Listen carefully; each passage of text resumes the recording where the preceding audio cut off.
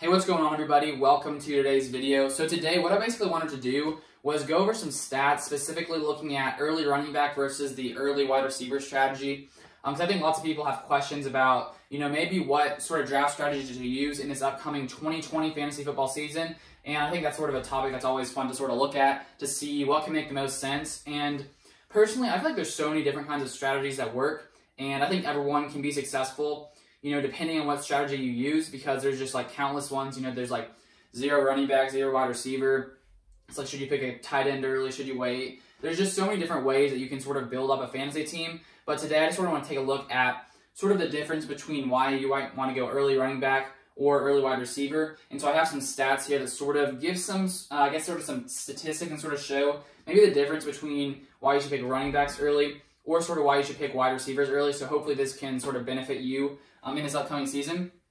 So one thing that I think lots of people are talking about right now, and sort of have been talking about the last couple of years in fantasy football, is basically the scarcity at the running back position. Because, nowadays there's not as many, like 3-down backs who really carry the entire load of the team. There's lots of NFL teams who are using committees because it makes more sense for them. And then, of course, in fantasy football, we don't like when there's committees. We like when there's a guy who, gets the ball pretty much every play, just runs like crazy, because then, of course, he puts up more points. So today I want to talk a little bit about the scarcity at the running back position. And so here, if we take a look at this right now, so if we sort of take a look between the difference between the RB12 and RB24 and the wide receiver 12 and wide receiver 24, and that's basically just the 12th running back picked, or no, sorry, that's just the 12th running back ranked in points scored versus the 24th running back in points scored. And so if we take a look at the difference between these two, between the 12th running back last year, this is 2019 stats, between the 12th running back and the 24th running back, there's a 62.2 point differential. And then if you look at the same rankings for wide receivers, so the wide receiver 12 to the wide receiver 24, there's a 25.3 point differential between those two. So as you can tell, there's a massive difference already between these two guys compared to the wide receiver. So between these two, 62 points, between these two, 25 points. So like, what does that basically sort of tell you? That sort of shows that the value at the running position drops off much faster than the value at the wide receiver position. Because if you're getting a guy 12th, he puts up 62 more points than the 24th running back. So that's just sort of just showing you why I think lots of people are picking running backs early. It's because there's not as many stellar running backs, and so that's why it makes lots of sense to go up and pick some of those guys who are going to produce in the upcoming season. And then with the wide receivers, this just sort of shows, like, I think the depth at the wide receiver position. I think there's a lot more depth nowadays, especially, and so there's just not as big a difference between there. So that's just sort of an interesting thing to sort of point out. And then one other interesting thing to look at is, so last season in 2019, if you look at it, there were 4 running backs who put up 300 plus points, okay? And there's only 1 wide receiver who put up 300 plus points. So there again, it's like these top running backs are just sort of have the ability to put up these numbers that wide receivers, at least last year, didn't really put up as much. So it's like one of these top 3 running backs, like Christian McCaffrey, Saquon Barkley, Ezekiel Elliott. These guys are going in the top 3 because, first off, there's less running backs who can really put up those kind of numbers because they carry so much of the workload. And second, they just have this potential because, they run the ball, they receive the ball. And so they just really have this massive upside, which at least last year the wide receivers didn't have. They're only 4 versus 1. So that's sort of another interesting thing to look at.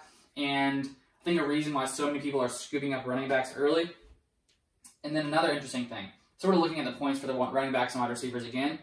So if you look at the first player to not hit the 150 point mark, when you look at the receiver or the running backs and receivers for last year, for the running back, you had to go to the running back 32 to find someone who didn't get 152 points. And then for the wide receiver, you went all the way to the 46th guy to get 150 points. So as you just continue to see here, the running back position value drops off much faster than the wide receiver position. And that's basically what I wanted to get at in this video and sort of show in this video. And I think lots of people that I've been reading about are talking about drafting running backs early, and that seems to make the most sense. In this upcoming season, you want to get some of these top guys who will really perform for your team. And then in the middle rounds, there are just so many different kinds of wide receivers that have upside and potential, and there's a lot less running backs in that range that do have that potential. And I don't think that necessarily means that you're wrong if you go wide receiver early. I think there's definitely, imagine if everyone's picking a running back, maybe if you went completely contrarian and pick wide receiver, you have the ability to put up a pretty interesting team. But overall, this is why it makes sense to pick running backs sort of just earlier in your draft. And then the last thing that I wanted to talk about, which sort of shows why there's so much more value at the wide receiver position, is in 2019, there were 14 teams who passed the ball at least 60% of the time. And if you look at 10 years ago, there were only 7 teams who passed the ball 60% of the time. So that shows you that, of course, nowadays, the offenses are just so focused on passing the ball, so focused on, having a stellar quarterback pass the ball a lot more than in the past 10 years. And that sort of shows why there's so many more receivers that put up points than there are running backs, because, teams are passing the ball much more in today's game.